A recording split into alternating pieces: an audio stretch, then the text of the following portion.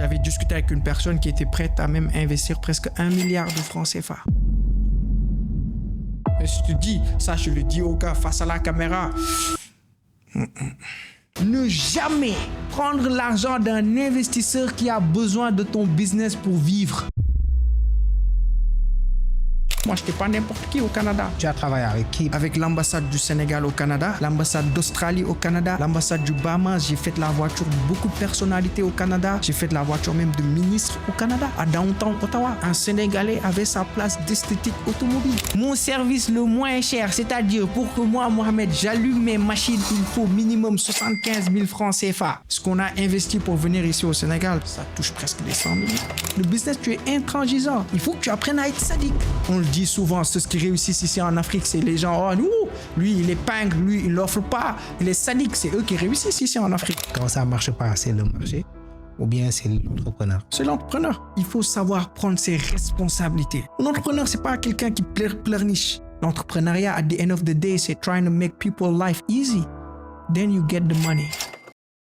Pour la première fois, des experts, des entrepreneurs et des investisseurs te partagent des stratégies concrètes pour te permettre de devenir la meilleure version de toi-même.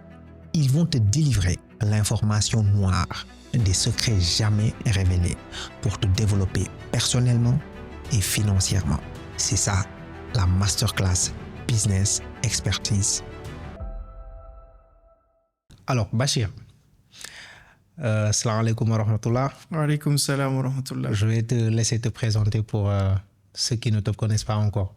Ouais, donc, je suis loin d'être le gars qui va dire plus besoin de me présenter. Dans le fond, je me présente, c'est Mohamed El Bachir Ndour. Je suis un entrepreneur et fondateur de l'étudiant nettoyeur perfectionniste. Je suis expert en esthétique automobile, en nettoyage commercial et résidentiel. Donc, j'ai eu un parcours vraiment... voilà, les téléspectateurs auront l'occasion de mieux me connaître à travers cet échange qu'on aura aujourd'hui. Donc, j'ai évolué au Canada. J'avais mon entreprise basée au Canada. Je suis expert dans le domaine avec 15 certifications canadiennes. Donc, aujourd'hui, j'ai fermé mon entreprise au Canada et je suis revenu l'investir ici au Sénégal.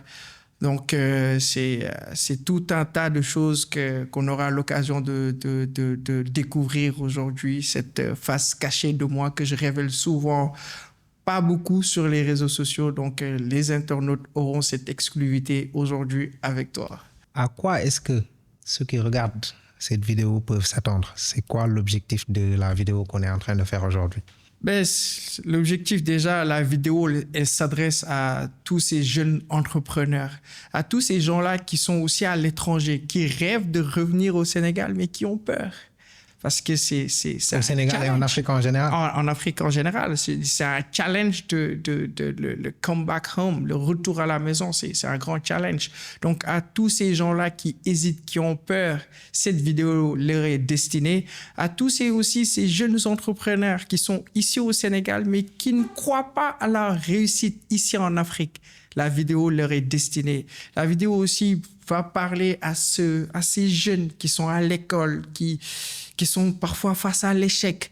La vidéo, franchement, s'adresse à toute personne qui veut réussir dans la vie. Ici, on parle de business. Ça sera une masterclass. Dans ton parcours, j'ai compris aussi que tu as pu t'inspirer de choses qui se font le mieux à l'extérieur, de solutions qui marchent à l'extérieur. Tu es allé chercher une expertise à l'extérieur. Tu n'es pas venu implémenter exactement l'expertise ici. Tu as pu t'inspirer de cette expertise et tu as pu l'implémenter tout en prenant en compte les réalités africaines. C'est sûr. Est-ce qu'on pourra aussi parler de comment s'inspirer de solutions qui marchent à l'extérieur, de business qui marche à l'extérieur, d'activités qui marchent à l'extérieur? Comment s'inspirer de ça pour l'implémenter en Afrique? Mais c'est ce qu'on dit toujours, que réussir, c'est pas copier, mais c'est d'adapter. Adapter une solution innovante, un business que tu vois inspirant, qui marche à l'étranger, comment le prendre pu venir, pas copy and paste, copier et coller, mais l'adapter à nos réalités ici en Afrique, particulièrement au Sénégal dans mon cas. Tu vois, c'est de prendre ce modèle-là, étudier l'endroit où je vais l'implanter, quels sont les besoins, quelles sont les attentes, les comportements. Il y a beaucoup de choses qu'on se doit d'analyser et c'est à travers tout cela que tu puis... OK, là, je marchais comme ça au Canada. Ça, si je le fais au Sénégal, ça ne va pas marcher. On est dans un autre monde. Ça, je le fais au Canada, ceci, ça, non. C'est un travail. Écoute, ce n'était pas du tic au tac avec moi. Moi, j'y suis allé crescendo. Là, j'ai essayé des choses, ça n'a pas marché. On est dans l'éternelle recherche, l'éternelle correction, le perfectionnisme, d'où le nom de mon entreprise. C'est quand je dis que je suis fondateur de l'étudiant nettoyeur perfectionniste, les gens, ils pensent que je parle de l'étudiant qui est à l'université. Non, c'est la personne qui est à la perpétuelle quête de la perfection. L'étudiant, c'est celui qui étudie, qui est dans une quête, la perpétuelle quête de la perfection dans le domaine du nettoyage, de l'esthétique en soi. Mais moi, j'ai préféré l'appeler l'étudiant nettoyeur perfectionniste. C'est une quête.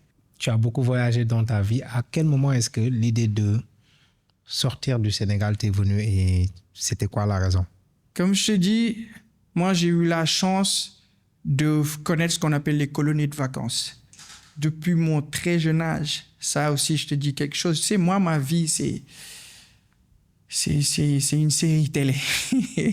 C'est tout plein d'épisodes. Je te dis, moi, quand j'étais tout jeune, à l'époque des colonies, j'étais rappeur. Tu vois, donc chaque année, les colonies de vacances, tous les parents, ils voulaient venir me voir parce que j'étais bon rappeur. Je faisais de la musique, le rap, R&B. J'étais fort. Matu yo, indina siviru, moustiquaire, imprégné. Tu vois, à l'époque, tu vois ce que je veux dire ou pas? Et puis, ça a développé beaucoup de choses en moi. Le fait est que très jeune, je voyage. Je dis, moi, je suis sorti du Sénégal à l'âge de 9 ans. Je suis allé au Portugal. C'était en colonie de vacances. Par la suite, chaque année, on allait soit à l'intérieur du Palais, Sali, Somone, dans le Kaolack, dans les régions, on faisait les hôtels avec les autres enfants. Ça, c'était une colonie de vacances de l'ARTP. Puis ça aussi, ça m'a donné un autre mindset. Quand je revenais, je voyais un autre monde. Tu vois ce que je veux dire ou quoi? L'hôtel, le luxe. Tu vois, tu t'assois avec des gens, leurs parents, c'est des millionnaires ou peut-être milliardaires. Tu vois ce que je veux dire ou pas? C'est un autre monde. Je reviens à Yoff. C'était différents paradoxes. Et ça, franchement, ça m'a permis d'avoir un grand mindset. Je me souviens aussi, j'ai fait la France quand j'étais en classe de 3e. À l'époque, je faisais du handball. Je te dis, tu vas délirer quand je te dis tout ce que j'ai fait dans une vie. Avec l'âge que j'ai, peut-être c'est aberrant, mais j'ai joué du handball aussi. On a voyagé dans le cadre de ce sport. On a fait un tournoi à Bordeaux. Tu vois, on a joué et puis c'était vraiment magnifique, magnifique. Je suis revenu au Sénégal. Puis c'est ici que j'ai eu mon baccalauréat. Mm-hmm. Et c'était quoi le projet après le bac? Devenir chirurgien. Chirurgien, pourquoi chirurgien? Ça a toujours été mon rêve. Quand j'étais très jeune, comme je te dis, le perfectionnisme, c'est quelque chose qui réside en moi. Moi, je suis quelqu'un, je prenais les jouets de mes sœurs, les poupées, je faisais des opérations. Je voulais comprendre le mécanisme. Je voulais savoir comment ça fonctionne. Et pour moi, c'était de devenir chirurgien. Mon rêve, en fait. Quand j'étais petit, à Noël, je prenais les stéthoscopes, les jouets avec les signes de l'hôpital, tout ça. Là. C'est ça que je prenais. Après, par la suite, il y a eu des démarches pour que tu ailles faire... Des études? Des études à l'extérieur. Ouais. Dans quel pays? De base, je devais repartir en France. En France, ok. Ouais. Parce que depuis que j'étais en classe de première, j'ai commencé à faire de l'assistance visa. En classe de première. C'était un business? À l'époque, en première, c'était pas un business. Ok. En terminale, c'était un business. En première, comme je te dis, je suis très... C'est-à-dire, quand tu dis assistance visa, toi, déjà en première, j'aidais les gens. Tu aidais les gens à obtenir un visa pour aller à l'extérieur. Exactement. Ok. Ouais. Et en première, c'était pas un business, donc quand tu dis que c'était pas un business... J'aidais juste les gens comme ça. Gratuitement. Gratuitement. Et à quel moment est-ce que tu t'es dit que maintenant il fallait... Quand j'étais en classe de terminale. Tu peux nous dire les chiffres que ça pouvait te rapporter? Bon, j'ai plus vraiment les chiffres en tête, mais je savais que c'était beaucoup d'argent. Parce que je me retrouvais... Parce que de base, écoute, j'avais pas l'habitude d'avoir de grosses sommes. Je me retrouvais avec de grosses sommes. Par exemple, je discute avec tes parents. J'ai dit oui, je peux lui faire cette démarche pour la France. J'ai dit oui, je peux. J'ai dit je peux. Mais à l'époque, moi, je ne demandais pas grand-chose. Je dis, ouais, vous pouvez me payer 100 000, vous pouvez me payer 200 000. Pour moi, c'était beaucoup, 100 000, 200 000, tu vois. Okay. En terminale, c'est vrai que c'est une somme assez importante. C'est une somme assez importante. Puis, je faisais les démarches. Et puis, il y en a qui sont partis. OK. Il y en a qui sont partis en France. Et les parents, ils étaient au courant de ce business-là? Ouais. En terminale? En terminale, ouais. Okay. En terminale, ils étaient au courant parce qu'il y avait des gens qui venaient, que je devais aussi rédiger des lettres de motivation, puis je donnais à mon père qui me corrige les lettres de motivation pour les élèves. OK. Et vu que tu devais toi-même aller faire tes études, finalement, comment est-ce que ça s'est passé? Est-ce que tu as pu aller faire tes études de chirurgie en France? Déjà, j'ai appliqué pour plusieurs universités en France. Bizarrement, je n'ai pas été retenu. OK. Après ça, j'ai appliqué pour le paramédical. Okay. J'ai eu une admission pour le paramédical en BTS podo-orthésiste. Okay. C'est ce qui la podo-orthèse, les gens qui pour façonner les pieds et tout. Toujours ça, en France? Toujours en France. Finalement, tu es parti? J'étais accepté. On m'a refusé le visa. OK. Donc, alternative maintenant? L'alternative, c'était... Moi, je voulais partir faire la médecine. L'alternative, j'ai fait des recherches, des nuits blanches. Dans ma tête, je devais partir.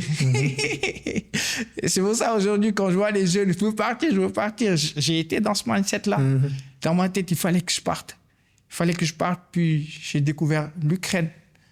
Dans tes recherches? Dans mes recherches. OK. Une fois en Ukraine, est-ce que tu as eu des surprises désagréables? Déjà, je te dis une chose, moi, je suis tellement fou. Avant d'aller en Ukraine, quand j'ai fait mes démarches et que ça a marché, j'ai créé une entreprise qui s'appelait Campus Ukraine Sénégal. Pour prendre des gens ici au Sénégal et les amener en Ukraine, alors que moi, je n'étais pas encore en Ukraine. Ça, tu pensais qu'en Ukraine... C'était la belle vie. Nickel, comment on le présente sur Internet. Je partais sur YouTube, je regardais les vidéos. Et bien sûr, c'était l'Ukraine d'avant la guerre. En fait. C'était l'Ukraine d'avant la guerre, mais pour moi, c'était l'Europe. Comme la France, quand je suis allé en France, en Europe, je voyais, j'ai dit, hey, c'est ça l'Ukraine. Je regardais les vidéos, c'était magnifique. C'était beau. Mais c'est quand je faisais mes démarches que j'ai dit, hey, il y a quelque chose. J'ai déposé le visa, on m'a refusé le visa de l'Ukraine. J'ai déposé le visa de l'Ukraine pour te dire presque 2 ou 3 fois. OK. Et la 3e fois, le gars qui m'a fait les démarches, il m'a dit, l'Ukraine, c'est un pays, il y a la mafia. J'ai dit, mafia? Quelle mafia? Il me dit, il y a la mafia. Pour avoir ton visa, il faut que tu m'envoies $500. Il faut que je paye quelqu'un et forcément, tu auras ton visa. J'envoie, je dépose, j'ai le visa. J'étais choqué. Est-ce que tu crois toujours à cette théorie de la mafia? Mais je vais te montrer que la mafia, elle existe. Je l'ai vue. Okay. Je l'ai vécue. Moi, je fais mes démarches. Juste avant de partir, j'aperçois la personne qui devait m'amener. Lui, il faisait des vidéos sur YouTube. Je vois une personne que je connais. Je décide de le contacter. J'appelle tout le monde. Fil en aiguille, j'ai eu son numéro, je l'ai appelé. Il m'a passé quelqu'un qui est là-bas. La veille, j'avais fait mes valises. J'avais tout fait. Je devais partir le jour même. J'ai eu le gars, il me dit, ne viens pas ici. C'est l'enfer. J'ai dit, non, gars, t'es fou. Avec toutes les démarches. J'ai dit, avec tout ce que j'ai fait, avec tout l'argent que j'ai misé. Je vais quand même venir voir par moi-même. Non, j'ai dit, je vais venir voir par moi-même. Je suis allé. Je te dis, je pose les pieds en Ukraine et une bagarre éclate. La police intervient le jour même que j'arrive en Ukraine. Je ne parle pas russe, un mot de russe ni d'ukrainien. Le Sénégalais, il vient pour s'imposer avec la personne qui voulait m'arnaquer. OK. Le Sénégalais qui j'ai eu au téléphone, il est venu, il a intercédé. Il a dit non, tu ne pars pas avec lui, moi je vais l'amener directement. Parce que d'après ce que j'ai compris, il y a une grande mafia aussi derrière l'école. Les gens, ils te font venir, l'école demande par exemple $2 000, le gars il te dit tu vas payer $6 000, toi tu payes $6 000 à l'école et l'école le verse les $4 000 autres. Les Sénégalais, il est venu, ils se sont bagarrés Les gens, ils parlaient russe. Moi, j'étais là avec mes 2 valises. On est monté dans le bus. Le gars, ils ont vraiment déchiqueté mes valises. Ils étaient 2 contre un Sénégalais. Je le savais. Et le Sénégalais, il voulait te sauver. Il voulait me sauver. Je le salue de passage. Il s'appelle Fallou. En fait. Il voulait me protéger. Finalement, comment est-ce que ça s'est passé? Finalement, la police est venue. Je te dis l'importance de parler anglais. C'est ce jour-là que je l'ai su. La police est venue. Goro Barham, il va être content. Yeah, ils m'ont dit, по-русски понимаешь? J'étais comme. Il me dit, do you speak English? Say, yes, I do speak English. Ils ont pris les 2. These 2, with who you wanna go? I say, I wanna go with the Senegalese. He's my brother, he's my cousin. He wanna save me. Those guys, they wanna rip me off. I say, you sure? I say, I'm definitely sure. Une fois, tu dois commencer tes études. Comment se sont passées les études? Mais quand je suis venu déjà, je suis allé avec le Sénégalais. Le Sénégalais m'a accueilli chez lui. Puis après, moi, j'ai atterri à Kharkov. Puis après, je devais aller étudier à Dnipro, dans une université qui était partenaire avec l'université Alfred Nobel. Donc, c'est un programme d'échange international. Donc, je suis allé avec l'avocat. Quand je suis venu, l'école, tout le monde était présent. Parce qu'ils se sont dit, lui là, il a éclaté notre deal. On a pris un avocat international, Maître Sergueï. Il est venu. Otaki, tu l'avec? Etamouya, tu l'avec? Il dit, ce petit-là, c'est mon petit. Il ne doit rien lui arriver de compliqué ici en Ukraine. Ah non, l'école, ils ont dit, non, bez problème, sans problème. Je suis venu, j'ai intégré l'école. Tu vois, comme on dit, le adage du Wolof là, c'est l'école là, il voulait parce que tu étais avec les bonnes personnes. Ouais, j'étais avec les bonnes personnes. Du coup, les magouilles, tout ça là, non, ils faisaient pas avec moi. Mais je te dis, c'est après presque ma première année qu'on a découvert que le programme de Alfred Nobel, ils l'ont terminé. Donc l'école n'avait plus d'accreditation certificate.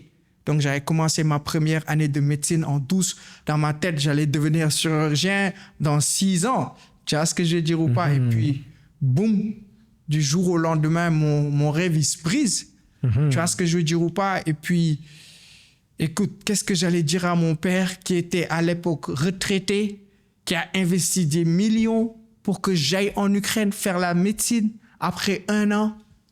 Il n'y avait plus d'accréditation. Il n'y avait plus d'accréditation. Tu ne pouvais plus continuer en fait. Je ne pouvais plus continuer. Et puis, j'étais supposé perdre mon argent. Les gens, ils me disaient, non, tu ne peux plus retrouver ton argent. J'ai dit, vous ne me connaissez pas?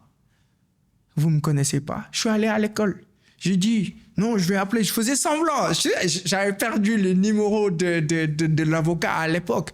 J'étais devant l'école avec mon téléphone. Allô, Maître Sergueï? Hey, l'école, ils se disaient, non, lui, qu'est-ce qu'il fait? Il va nous amener des problèmes. J'ai dit, je veux mon argent. Il me dit, tu n'auras rien. J'ai dit, ah, OK. Et j'ai eu la chance de connaître quelqu'un que le Sénégal méconnaît. Mais c'est une icône en Ukraine. Tu vas me permettre de le remercier. Il s'appelle Pape Gueye. C'est un joueur international sénégalais. C'est une légende en Ukraine. Wow. Si toi, tu dis, je connais Pape Gueye, c'est comme si tu dis, je m'assois avec le président Diomaye Faye. Quand je suis allé à l'école, j'ai dit, non, attends, je vais appeler mon cousin. Hein, quel cousin? J'ai dit, Papa Gouillet. J'ai montré la photo de moi et Pape Gueye. Ils m'ont dit, il faut qu'on les fasse, on va lui rendre son argent. Parce que nous, on n'avait pas d'ambassade en Ukraine. J'ai appelé l'ambassade qui était en Pologne. J'ai commencé à envoyer des mails. Ils m'ont envoyé des lettres avec l'appui de Pape Gueye, l'appui de l'ambassadeur. Il m'a fait une lettre. Je suis allé avec Maître Sergueï. Beaucoup de noms qui revenaient autour du dossier. L'école m'a remboursé une partie de mon argent. Je pense que c'était une première en Ukraine. Ce qu'on peut retenir là, c'est que c'est toujours important d'avoir un bon réseau. Surtout quand on est en extérieur. C'est primordial. Maintenant, on te rend une partie de l'argent. Tu fais quoi? C'est quoi la suite? La suite, j'ai dit à mon père, j'ai besoin de 1 million. Je ne lui dis pas dessus. J'avais honte ou peur de dire à mon père que j'ai échoué mes études en médecine. Parce que je me voyais devenir chirurgien. J'ai dit à mon père, j'ai besoin de 1 million. Mon père, il m'envoie 1 million. Avec l'argent que j'ai eu, j'avais acheté une voiture que j'ai donnée en location à des Ukrainiens pour faire du taxi. J'avais mis un GPS à l'intérieur et tout ça. Et je me dis, il fallait que moi, je me trouve du travail pour pouvoir vivre. Après ça, j'ai dit à mon père, en cours de route, je veux changer de formation. Parce qu'en Ukraine, je ne pouvais pas ne pas m'inscrire. Sinon, je perdais le droit de sol. Donc, je suis allé m'inscrire dans une université pour faire relations internationales. Mais écoute, je me suis juste inscrit pour m'inscrire. Mais moi, je ne savais pas que j'allais faire cela, quoi. Du coup, je suis allé. Comme je te dis, l'Ukraine, c'est un pays de mafia. Les plus grands arnaqueurs du monde, ils sont en Ukraine. Tous les gars qui t'appellent là, les téléphones scam, la majeure partie, ils sont en Ukraine. Surtout ceux qui sont en Europe, qui reçoivent des appels. Tu penses que c'est un numéro de la France, que la personne est en France, la personne est en Ukraine. Les call centers, ça paye. Ils te payent beaucoup d'argent, surtout quand tu parles, tu parles français, anglais. Ils te payent beaucoup d'argent. Tu vas venir, tu vas appeler les gens, ils vont te donner des scripts, tu vas arnaquer des gens. Ils te donnent beaucoup d'argent. C'est-à-dire, moi, si je voulais, je pouvais être à l'aise. Voiture, maison, tout ce que je voulais. Parce que j'avais les capacités et les gens, ils me contactaient. Viens, je pars, je fais l'entrevue, ils me prennent. Quand on m'explique le travail, je dis, toi, tu ne me verras plus jamais. Parce qu'il y avait le din, la religion. J'ai dit, non, ça, je ne peux pas le faire. Et j'ai préféré aller travailler dans les chantiers et gagner presque 2500 francs CFA par jour, c'est-à-dire peut-être 30 000 francs le mois, que d'aller travailler dans un endroit où je pouvais me faire facilement 1000 ou 2000 dollars le mois.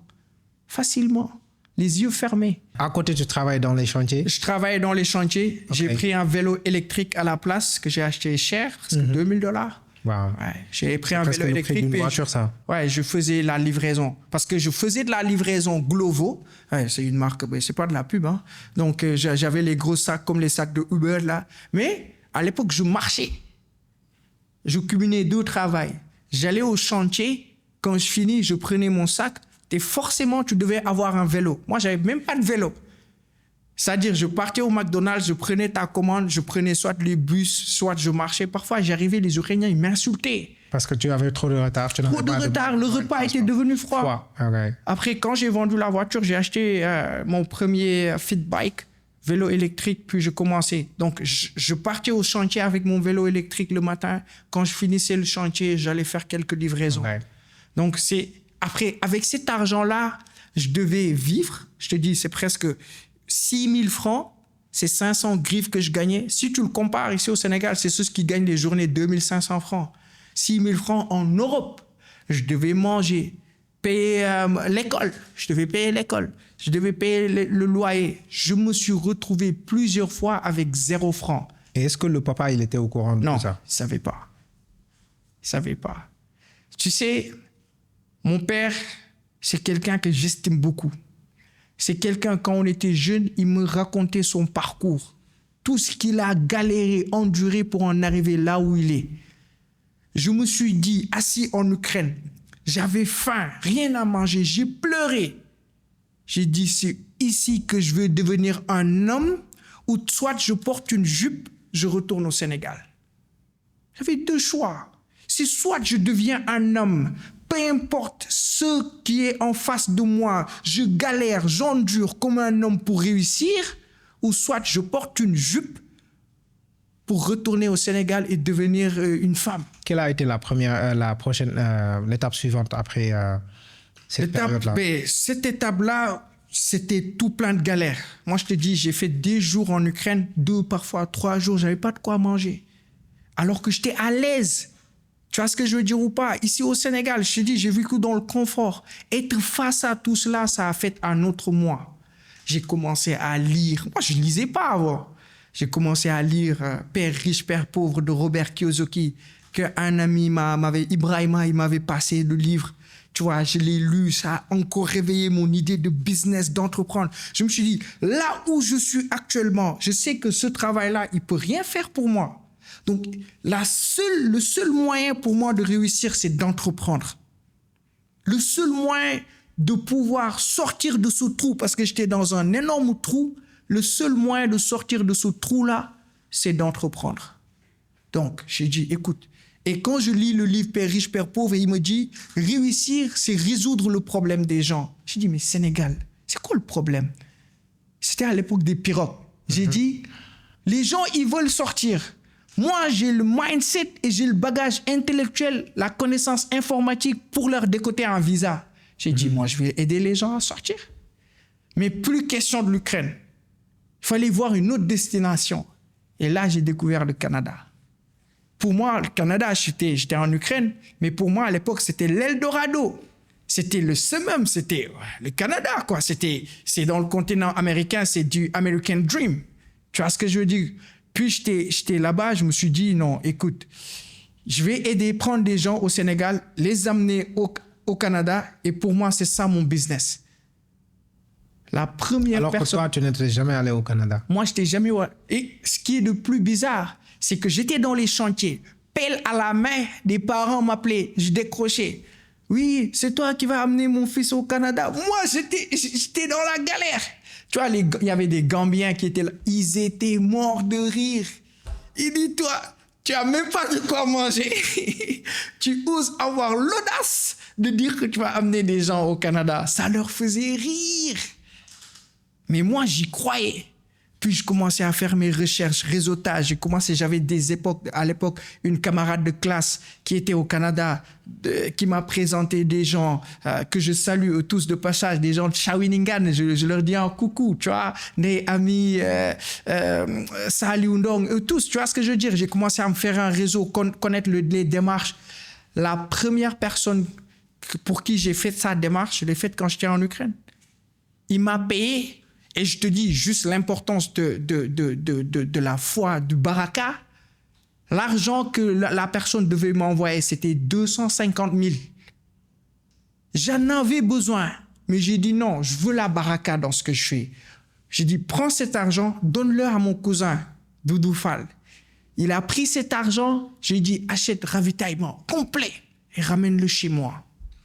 Alors que moi, j'étais dans le besoin. À quel moment est-ce que tu as eu cette fibre spirituelle? Oh, ça remonte de très loin. Classe de seconde, je me trompe première. J'ai commencé parce que moi, j'écoute, j'étais pas spirituel. Moi, j'étais jet ski, hein, dans le jet setting, dans les soirées, ceci, cela. Tu connais l'époque.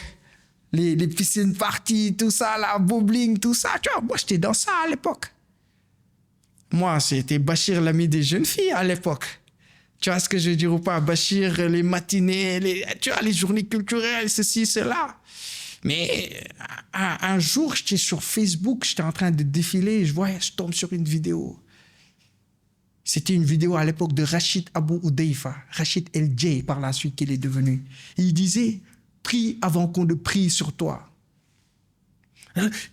Le prophète, lors de ses derniers instants dans Sakrat al-Maut, il disait As-salat, as-salat. Tu vois, j'étais comme, tu sais, à l'époque, moi, j'étais sur mon ordinateur fixe, casque. Mais ça me parlait. Je dis non. Et c'était la veille du 31 décembre. J'ai dit, ouais, ça me parle, mais écoute, demain, c'est 31, il faut que j'aille faire la fête après. On va revenir à tout ça. Il va me gâcher mon 31 comme ça, là. Après, mais je me souviens, c'était mon dernier 31.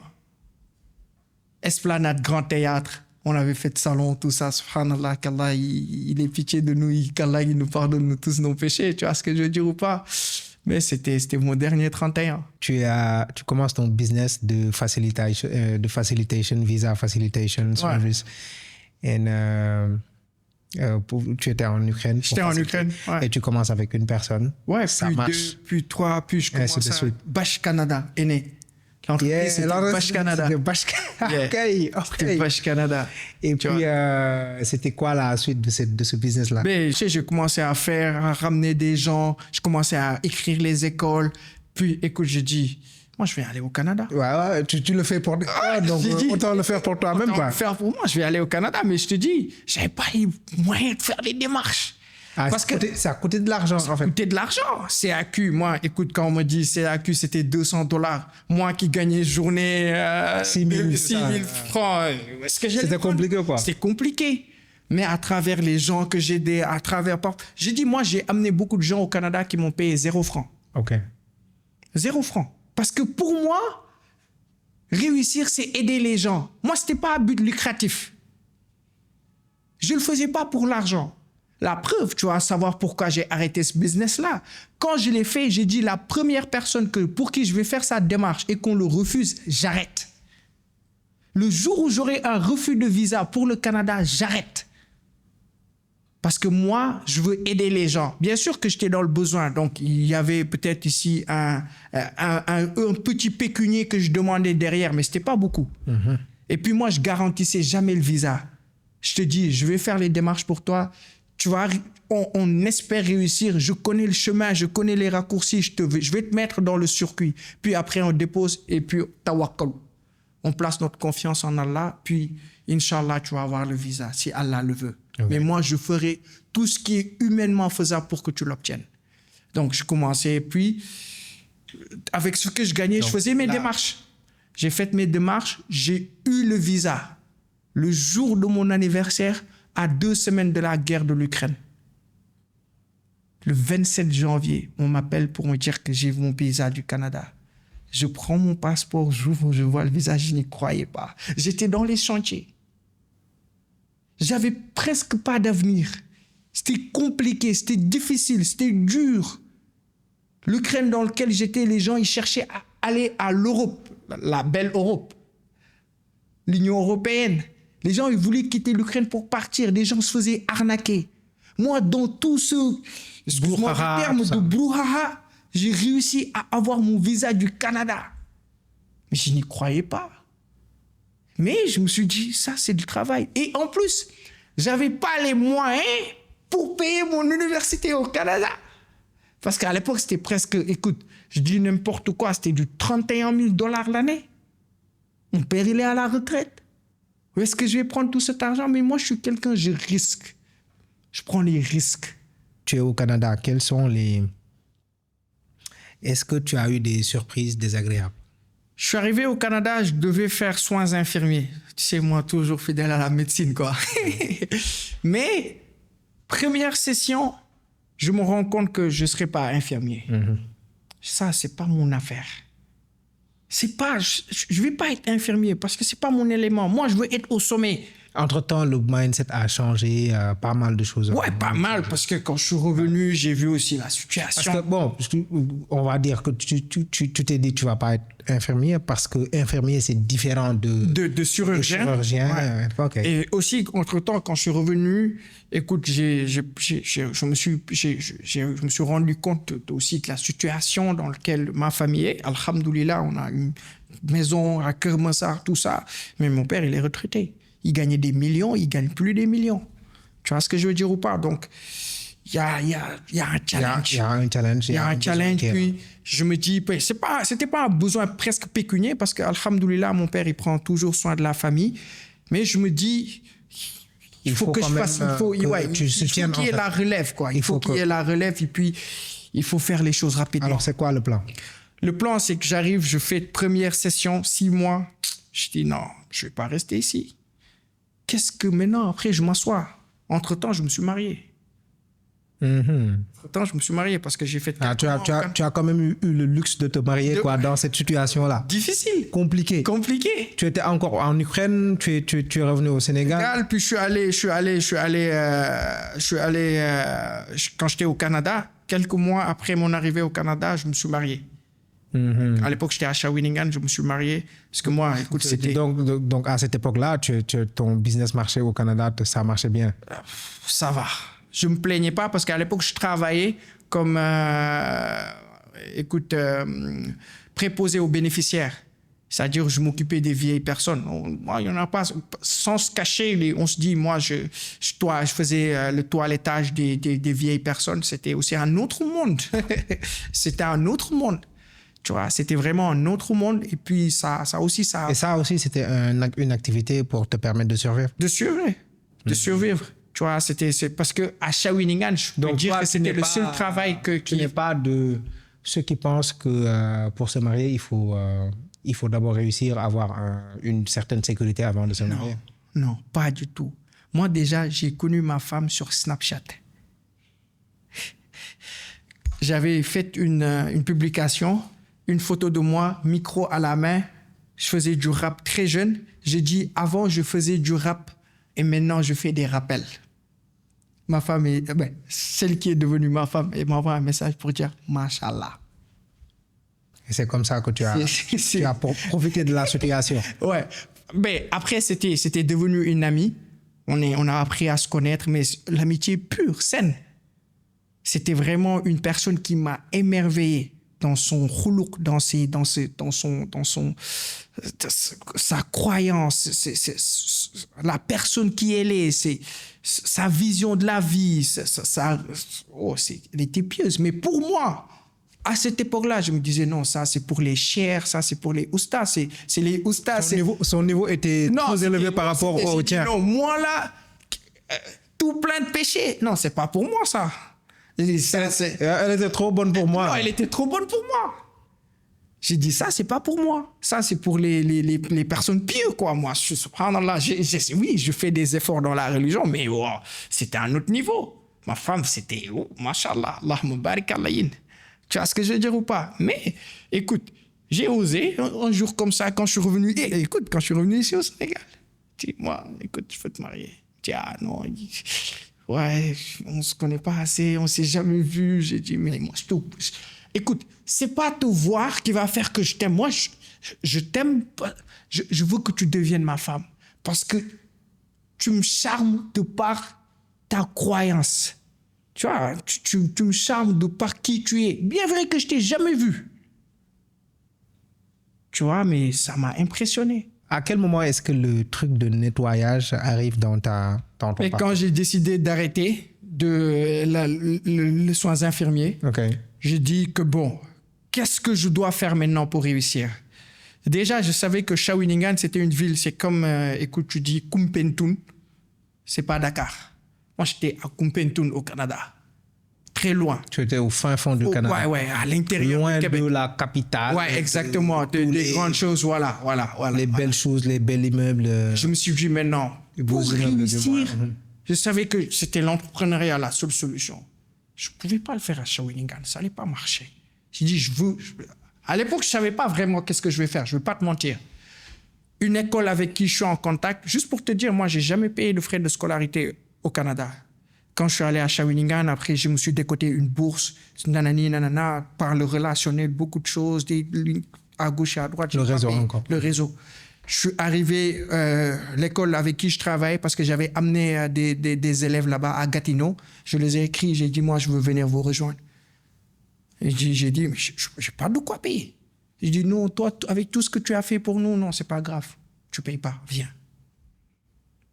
Je pars, je quitte Shawinigan, je fais mes affaires, je pars à Gatineau. Je travaillais, j'avais une situation assez stable.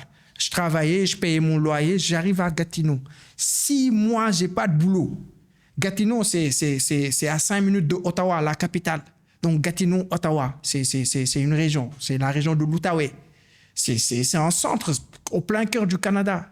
6 mois, je ne trouve pas de boulot. C'était tout galère. J'imagine qu'il y a eu une personne qui t'a soutenu entre-temps. L'importance d'avoir une femme, une bonne femme, une femme pieuse, qui t'aime pour Allah et qui te soutient pour Allah. Si ma femme, elle n'était pas là, aujourd'hui, je serais dans les rues. Moi, j'ai passé des mois galères. Je te dis, ma femme, à moi, elle payait mon loyer. J'étais au Canada, j'ai fait toutes les boîtes du Canada, tout ce que tu penses, j'ai postulé. Je te dis, j'ai même postulé dans un endroit où c'est pour faire les enterrements. Tout ce qui passait comme... Pompe funèbre. Pompe funèbre, tout ce qui passait comme job, j'ai postulé. J'ai pas été pris pendant 6 mois, c'était galère. Je devais payer le loyer, je devais payer mon assurance maladie. Et à l'époque, j'étais indépendamment financière de mes parents parce que j'avais mon business, je ne pouvais pas revenir en arrière. Ma femme, elle m'a soutenu. Elle a été là pour moi.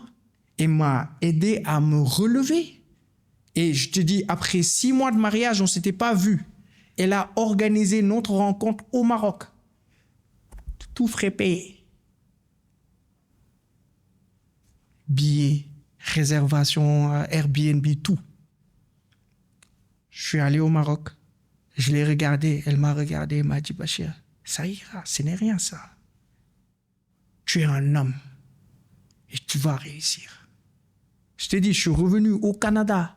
Après ça, même pas une semaine, j'ai un boulot. Je suis devenu une autre personne. Quand j'ai regardé ma femme pour la première fois, j'ai dit, celle-là, c'est ma femme à moi. Assis. Je dis, moi, là, elle me soutient, elle fait tout. Non, il faut que moi, je réussisse. Il faut que je réussisse bien. Je rentre. Tu reviens au Canada. Je reviens au Canada et je dis... Et cette fois, c'est dans quel domaine, le boulot? Quand je suis revenu au Canada, je n'avais pas encore de boulot. Je me suis assis, j'ai dit, qu'est-ce que je vais faire de ma vie? Et là, je me suis souvenu d'une chose. Quand j'étais dans les chantiers en Ukraine, je faisais... Parce que moi, en Ukraine, dans les chantiers, mon poste, c'était Rajna Rabota. En russe, qui signifie tout ce qu'on te donne, tu fais. Moi, j'ai tout fait dans les chantiers. J'ai été aide-maçon. J'ai fait lavage. À l'époque, j'avais un tuyau d'arrosage, puis je nettoyais les pneus de camion. Et je me souviens, une fois, je faisais ça dans le froid. Je pleurais. J'ai dit, ce que je fais là et que je me cache, personne ne le sait. Un jour, je veux le faire avec beaucoup de fierté. Un jour, je veux le faire aux yeux de tout le monde et être fier de ça. Et ça a créé un déclic. J'étais assis comme ça dans ma chambre et je me souviens de cette voix-là. Un jour, je veux être au sommet dans ce que j'étais en train de faire et que je me cachais. Personne ne savait, papa ne savait pas, maman ne savait pas, personne ne savait à l'époque. Et je me suis dit, donc, je veux devenir le meilleur dans le secteur du nettoyage, de l'entretien, de l'esthétique, de tout ce que tu veux. Et je n'avais pas de diplôme. À l'époque, j'ai créé mon entreprise. En même temps, je cherchais du boulot dans le domaine du nettoyage pour avoir de l'expérience. Puis, on m'a pris à l'hôtel Hilton. L'hôtel Hilton Lac Limite Gatineau en tant que préposé. C'est-à-dire, je suis entré comme un technicien de surface. Mais avec beaucoup de détermination, beaucoup de rage, de motivation, beaucoup de choses qui m'animaient. Beaucoup de rage. Moi, je travaillais, les gens, ils étaient épatés. Puis, je prenais des vidéos. Ça a commencé à choquer le monde. Mais pourquoi? Mais qu'est-ce qui te motive? Un jour, je me souviens, notre superviseur, il m'avait convoqué. Il m'a dit, pourquoi tu fais tout ça? J'ai dit, je veux et je vais devenir le meilleur dans ce secteur-là. Le meilleur. Il me dit, mais... Est-ce que tu as vu au Canada des choses, des standards qui étaient différentes de ce que tu voyais dans le domaine du nettoyage en Afrique? En Afrique et en Ukraine, c'était même pas pareil. Au Canada, c'était le haut niveau. L'hôtel Hilton, c'est Hilton. C'est pas... C'est Hilton. Hilton. C'est le haut standarding. C'est le haut niveau. C'est les grandes personnalités qui viennent là-bas. Donc, c'est niveau, c'est négligence zéro, exigence 100%. Donc, c'est quand j'étais à l'hôtel, à travers l'hôtel, j'ai fait mes certifications. J'ai passé 11 certifications en nettoyage commercial et résidentiel avec l'hôtel Hilton, avec GDI, la compagnie dans laquelle j'étais. Et ça m'a poussé. Maintenant, j'ai commencé à apprendre. Après, je suis passé de simple à chef d'équipe, de chef d'équipe à superviseur à temps partiel. Et là, j'ai commencé vraiment, c'était haut niveau, exigence. Je passais derrière les gens. C'était du haut de gamme. Parce que c'était le haut niveau.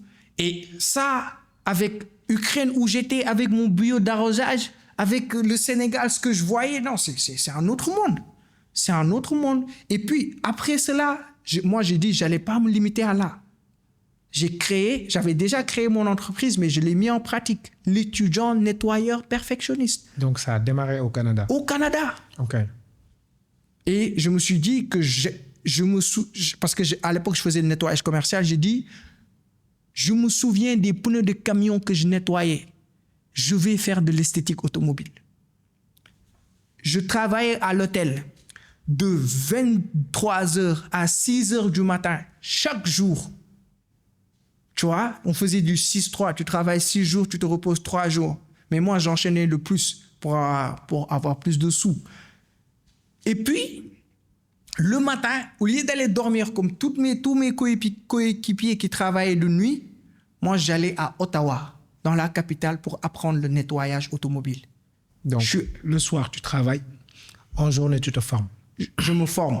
Comment c'est venu? Je suis allé à Ottawa, j'ai rencontré quelqu'un qui fait du car wash. À l'époque, c'était le lavage simple. Hein. Je suis allé, je lui ai dit, je veux intégrer ton équipe, je veux travailler. Il me dit, je ne peux pas te prendre. J'ai dit, je ne veux pas me payer, je ne veux pas que tu me payes. Il me dit, comment ça? J'ai dit, je veux devenir le meilleur, mais meilleur que toi dans ce domaine-là. J'ai besoin de formation. Rien que ça. La personne me regarde, c'est en arabe. Puis toi, j'ai jamais vu ça. J'ai dit, je te demande juste une chose. Permets-moi d'apprendre. À l'époque, au Canada, quelqu'un qui travaille gratuitement. Imagine-toi ce que mon entourage il disait. Les gens ils me disent, toi, on t'exploite. Tu es fou. Mais moi, je savais ce que je voulais. Et j'ai travaillé pour moins que rien du tout en Ukraine. Donc, moi, je n'ai pas une valeur sentimentale avec l'argent. Tu vois ce que je veux dire? Ce n'est pas pour l'argent que je le fais. Mais les sources de motivation étaient beaucoup plus profondes. Parce que je voulais ce que je faisais et que je me cachais, que je le fasse, mais avec beaucoup de fierté. Tu vois, cette passion-là du nettoyage, quand on me demande d'où c'est né, c'est pas né au Canada, c'est né en Ukraine, dans la galère. À l'époque, j'avais pas le choix. Et quelle a été la prochaine étape après cette... Quand j'ai développé le business en Ukraine, après par la Non, je veux dire, au Canada, tu allais travailler gratuitement. Ouais, après par la... Dans un car wash. Exactement. Pour acquérir plus de compétences. Exactement. Donc, toujours les compétences over l'argent. Exactement. Et, pourquoi? C'est-à-dire, est-ce qu'il y avait un objectif derrière? L'objectif, je l'ai dit, cash à la personne. Quand je suis venu le présenter ce que je voulais faire, j'ai dit, je veux que tu me formes. Il me dit, c'est dans quel but? J'ai dit, quand je serai au sommet du game, je vais retourner investir dans mon pays. On t'a formé. Voilà. Tu travaillais à l'hôtel Hilton. À l'hôtel Hilton. Et par la suite, tu as pu mettre en place ton propre business. Mon propre business, parce qu'à l'époque, j'ai arrêté. Quand j'ai maîtrisé le truc, j'ai arrêté chez lui. J'ai lancé mon propre business. J'avais une voiture, j'avais mon setup à l'intérieur, puis je parcourais le Canada. Et tu as utilisé l'argent que tu as gagné avant? Ouais, l'argent que je gagnais à l'hôtel pour financer ce projet-là. Donc, j'ai financé parce que j'ai dû serrer la ceinture. Donc, moi, j'ai fait... Là, tu viens de nous donner un tips pour financer le truc à ceux qui veulent démarrer un business avec les moyens du bord. C'est sûr. Donc, allez travailler, on va vous payer. Vous prenez cet argent-là. Bon, déjà, quand on vous donne cet argent-là, vous serrez la ceinture. Ouais. Mettez l'argent de côté. Après, utilisez cet argent pour démarrer avec les... Il faut insister sur serrer la ceinture. Oui, serrer la ceinture. Il y a beaucoup de gens qui ont l'habitude de dépenser beaucoup. Comment est-ce qu'on se serre la ceinture? Moi, je te dis, j'ai fait... Il y a des gens qui vont te dire que... mais c'est déjà compliqué, je me serre déjà la ceinture. Donc, ce que je gagne ne me suffit même pas. Dis-toi, moi, j'ai fait, je pense, 3 ou 4 ans au Canada. Je n'ai jamais acheté d'habits. À part le manteau d'hiver. Et j'en ai acheté qu'une seule fois ou 2. Et les bottes d'hiver. J'ai jamais acheté d'habits, ni de téléphone, ni quoi que ce soit. Je partais jamais au restaurant. Jamais, rarement. Je me suis pas fait plaisir. Le même mindset que j'avais en Ukraine, dans la galère, j'ai maintenu ce même mindset au Canada. Privation.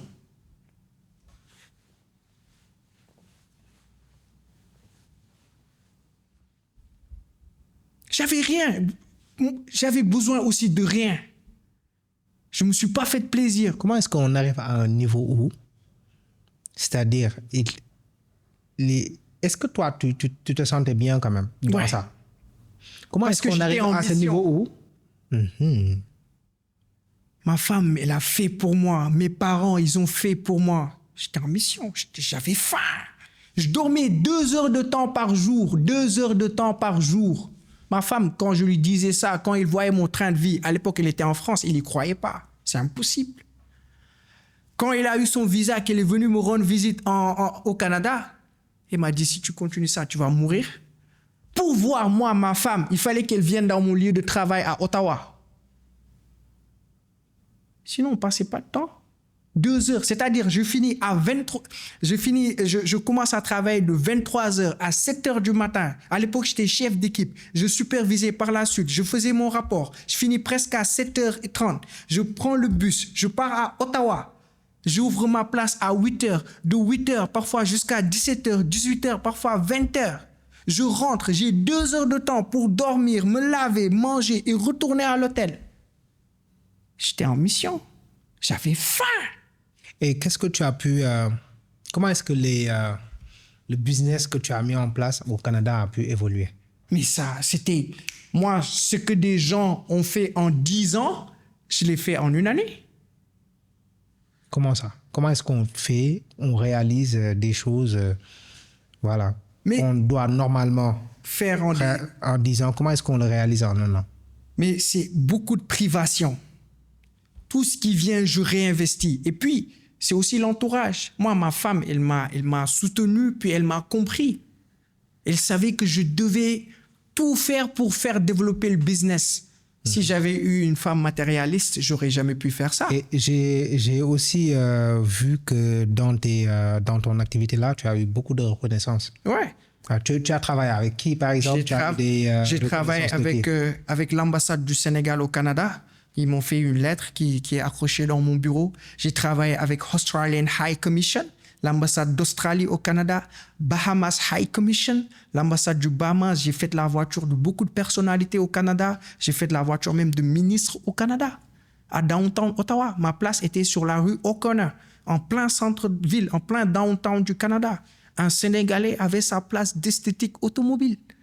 Ça, c'était une grande fierté pour moi.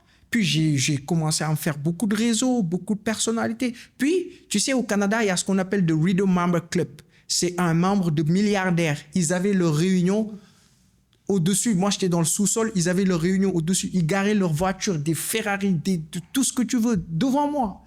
On discutait, ils me laissaient, je faisais leur véhicule, je travaillais sur leur véhicule. Puis, j'avais des minutes d'échange avec eux, des multimilliardaires en dollars, qui me disent, you have to grow this business.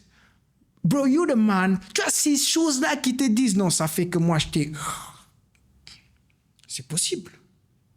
Moi, je suis au sommet. Puis par la suite, écoute, je me suis encore formé. Moi, j'ai payé ce que j'ai investi dans ma formation en esthétique automobile, ça, c'est presque 50 millions. Je suis allé apprendre l'esthétique parce qu'à l'époque, j'étais juste dans le car wash. Je suis allé faire l'esthétique, le polissage, les vitres teintées, les films. Je suis certifié. Après, j'ai eu 4 certifications en esthétique automobile. Rajouté à mes 11 certifications, j'ai eu 15 certifications dans le domaine. C'est rare. Au Canada, je faisais partie des personnes les plus certifiées. Je suis étranger. Tu mets en place ce business-là qui marche fort. Tu as la reconnaissance de pas mal d'autorités. Ouais. Et du jour au lendemain, tu te dis, je vais faire mon comeback en Afrique. Tout s'est venu. Comment est-ce que ça se passe? Comment est-ce qu'on... Voilà, quoi. Moi, déjà, ça a toujours été dans ma tête. Moi, je l'ai dit le premier jour, j'ai dit le jour où je serai au sommet du game, je vais retourner en Afrique. Maintenant, comment est-ce que le retour se passe? Comment s'y prendre? Déjà, il faut être solide mentalement. Je le dis face à la caméra. Quiconque veut retourner en Afrique, tu dois être solide mentalement. Personne ne sera d'accord avec toi. Personne. Les gens, ils vont te dire, moi, j'attends le moment idéal quand je vais en parler à ma famille, mes parents, ils vont, welcome back to Africa. There is no welcome back to Africa at all. There is no. Il n'y a personne qui va te dire, mais reviens. Non. Tu sais, moi, j'ai eu la chance d'avoir un père qui me dit une seule chose. Mon père, même quand je me mariais, tout ce que tu puisses faire dans la vie, tu le consultes, tu dis, papa, je veux faire ceci. Tu sais, il te dit juste une seule phrase. Dans la vie, tu fais un choix et tu veilles à ce que ton choix ait un sens. Il me dit qu'une seule chose. Dans la vie, tu fais un choix et tu veilles à ce que ton choix ait un sens. C'est-à-dire, toute ta vie, il ne va pas falloir que tu reviennes ici après pleurnicher. Hein? Non, non. Si tu fais ce choix-là, fais de tout ton possible pour que ton choix-là ait un sens.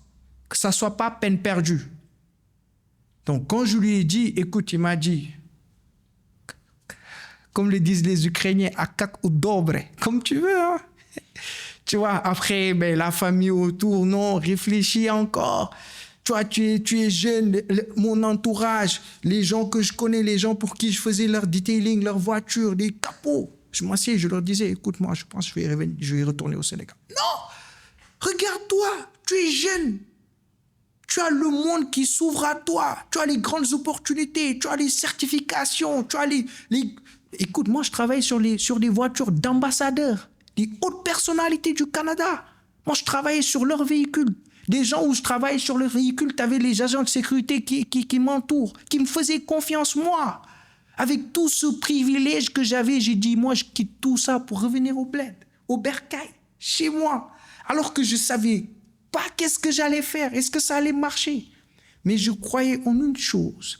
Je me suis dit, ce que je fais pour ces gens-là, le service de haute gamme, de qualité que je leur donne, il y a des gens chez moi qui veulent l'avoir et qui ne l'ont pas. Et c'est mon devoir à moi d'aller provide the service in Africa. C'est à moi de donner ce service-là aux Africains, aux Sénégalais. Parce que chez moi, il y a des gens qui veulent le bien, qui veulent le merveilleux, le perfectionnisme, mais qui ne l'ont pas. Et pour moi aussi, je me dis, c'est à nous, c'est pas l'Européen qui va venir développer l'Afrique, c'est moi. À l'époque aussi, il y avait le mouvement Diomaye, Sonko, tout ça, le Made in Africa, le Come Back Home, le Trying to Build Our Country, essayer de vraiment faire notre pays. J'ai dit, mais c'est le moment. Moi, j'ai bâti campagne pour Diomaye au Canada. Ça, beaucoup ne le savent pas. Moi, j'ai été assesseur au bureau de vote à Ottawa. C'est-à-dire, j'étais juste après le président du bureau de vote à l'élection présidentielle. C'est pour ça que je te dis, moi, je n'étais pas n'importe qui au Canada. Écoute, un jeune qui fait du nettoyage, c'est pas n'importe qui. On va venir te dire, viens être assesseur au bureau de vote. C'est parce que tu dois être quelqu'un de correct, de représentable et de respectable. Puis, on m'a confié ce poste-là, mais moi, dans mon cœur, c'était... c'est vive la jeunesse qui prenne le pays pour qu'on puisse revenir. Pour être cohérent avec toi, il fallait revenir, quoi. Il fallait revenir. Moi, alors... quand le jour où on a proclamé les résultats, j'étais à l'ambassade. Bassirou Diomaye Faye. Moi, dans ma tête, c'était Sénégal. La preuve... Quand ils étaient en train de faire l'élection, il y avait un vieux monsieur qui est venu, l'étudiant, c'est toi, je vois tes vidéos, tu fais des choses magnifiques, extraordinaires. C'était une personne qui avait vraiment réussi au Canada. Non, toi, franchement, il faut que tu fasses de grandes choses. J'ai dit, prie pour moi, il faut que je fasse de grandes choses au Sénégal. Il me dit, non, ici au Canada, non, toi, tu es destiné à exceller, toi, tu seras dans les tops. J'ai dit, prie pour moi, papa, je veux aller. Non, quand lui, il est parti, les autres m'ont dit, yo, toi, tu es fou. Toi, tu vois ce que tu es en train de réaliser, la reconnaissance que tu as ici au Canada. Tu dis, tu vas pas. J'ai dit, dans mon cœur, parce que j'étais assesseur au bureau de vote, je ne pouvais pas dire si Diomaye il gagne, moi je rentre. Mais dans ma tête, si Diomaye il gagne, je rentre. Mm-hmm. Moi, je fais partie des premières personnes qui ont tout sacrifié pour ce régime. J'ai dit, nous, on les a élus, on ne va pas les regarder échouer. J'ai été le premier entrepreneur à dire, je lâche tout pour ces jeunes. Mais c'est des jeunes, écoute, ils sont plus âgés que moi. J'ai dit, mais on les a élus, on ne va pas les laisser échouer. J'ai dit, je vais quitter le Canada, je vais revenir au Sénégal et moi, je vais contribuer dans le développement de mon pays. Parce que c'est à ça que Ousmane Sonko, il appelait. Et moi, j'ai cru en ce discours-là. J'ai dit, retour au Sénégal. Et après, retour au Sénégal. Mais comment retourner au Sénégal aussi? Beaucoup d'efforts, beaucoup de recherches, beaucoup de stratégies, de choses que je développais. Parce que moi, à l'époque, je ne publiais même pas beaucoup de vidéos. Et je sais que le Sénégal, c'est un pays de... Voilà, lui, on l'a vu quelque part. Lui, il est ceci. J'ai commencé parce que... Il fallait faire profil bas. Il fallait faire profil bas au Canada, mais pour venir au Sénégal, il fallait être flashy guy. The guy that we see on the screen, le gars que tu vois sur les réseaux, c'est lui. Parce que je sais comment marchait le Sénégal. C'est le réseautage, c'est beaucoup de choses. Okay.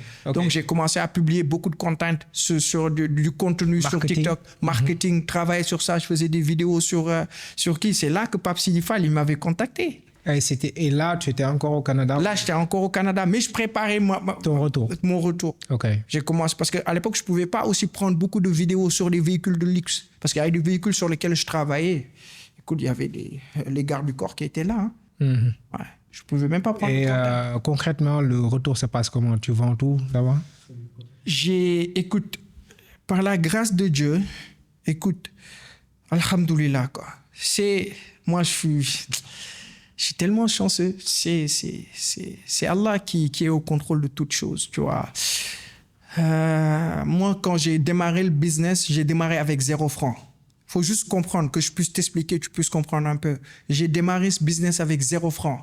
Quand j'ai ouvert les papiers de l'entreprise, j'avais 0 francs. Le premier contrat de nettoyage que j'ai gagné au Canada, c'est mon propriétaire, c'est-à-dire la personne qui m'a loué là où j'habitais, qui me l'a donné. Il m'a donné, il me dit, je veux que tu nettoies tel appartement. Est-ce que tu as le matériel? J'ai dit, j'ai 0 matériel. Il me dit, comment tu vas le faire? J'ai dit, peu importe ce que j'ai en main, je vais faire briller cette maison. Il m'a donné balai, le petit nécessaire. Le petit nécessaire. Et j'ai fait du miracle. J'ai fait du miracle. Il est venu, il m'a dit, c'est impossible. Combien de gens ont travaillé ici? J'ai dit, j'étais seul. Mais j'étais en mission, comme je t'ai dit tout à l'heure. Et c'est à travers ça, j'ai commencé à avoir du réseau, faire du... J'ai commencé à gagner un peu de sous, puis à investir dans le matériel. Et c'est à ce moment-là que j'ai rencontré quelqu'un qui s'appelle... je vais citer son nom. Il ne veut pas que je cite son nom, mais il s'appelle Bilal Ben Seba. C'était l'informaticien au centre islamique de l'Outaouais. Moi, je suis quelqu'un de très proche de la religion. Là où je pars, j'essaie d'être proche de la mosquée. Moi, j'étais tout le temps à la mosquée de Gatineau. J'étais même bénévole à la mosquée de Gatineau. Donc, on s'assoit, on discute. Les gars, ils me voient comment je suis dégourdi. Il me dit, mais toi, ouais, qu'est-ce qui se passe? J'ai dit, non, Bilal, moi, je suis dans le nettoyage et je vais être le meilleur dans ce domaine. Il me dit, je veux t'aider. Comment je peux t'aider? J'ai dit, j'ai besoin de pécunier. Et aussi d'aide en stratégie, tout ça. Lui, c'est un informaticien, ingénieur. Il prend beaucoup d'argent, il l'injecte dans mon business. On roule, ça ne marche pas. Ma femme a pris des millions et a investi dans mon business. Après, par la suite, mon grand frère, le président du centre islamique de l'Outaouais, le président de la mosquée de Gatineau, un Sénégalais, il a investi dans mon business. Juste pour te dire, c'était quel niveau de fidélité que j'avais. Tu vois ce que je veux dire? Les gens, ils savaient que moi, je ne joue pas. Moi, je ne suis pas le gars qui fait la fête. Moi, je suis le gars qui bosse et qui ne triche pas. Les gens, ils ont cru, si je te dis, le président de la mosquée qui fait confiance à un jeune qui investit beaucoup d'argent sur lui, un informaticien qui investit beaucoup, parce que c'est l'espoir que je dégageais. Puis moi, il fallait aussi que je puisse convaincre ces gens-là de dire, écoutez les gars, vous m'avez fait confiance, vous avez investi avec moi ici au Canada, maintenant il faut qu'on prenne tout ça, qu'on retourne en Afrique.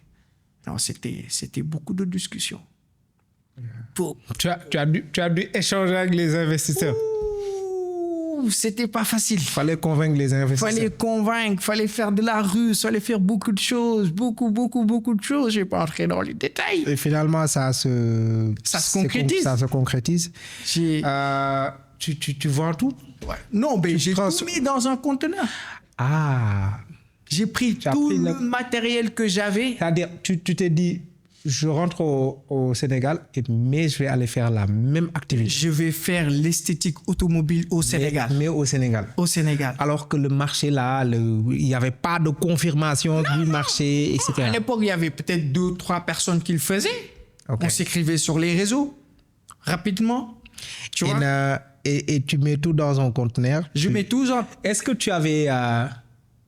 une idée de l'emplacement du business? Non. Où est-ce que j'allais mettre le business? Écoute, je discutais avec des gens. J'avais discuté avec une personne qui était prête à même investir presque 1 milliard de francs CFA.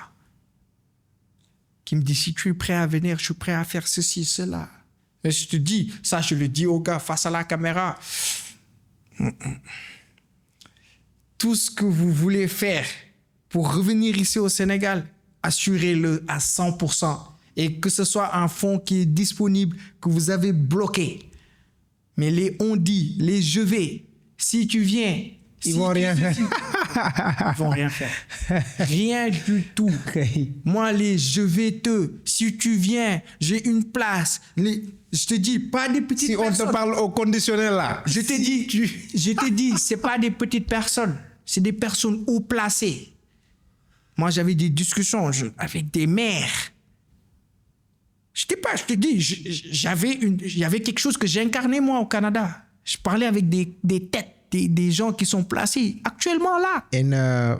Quand je suis venu, ils m'ont tourné le dos. Ils étaient dans leur truc là. Ils étaient dans leur truc. C'était difficile. Moi, j'ai tout vendu.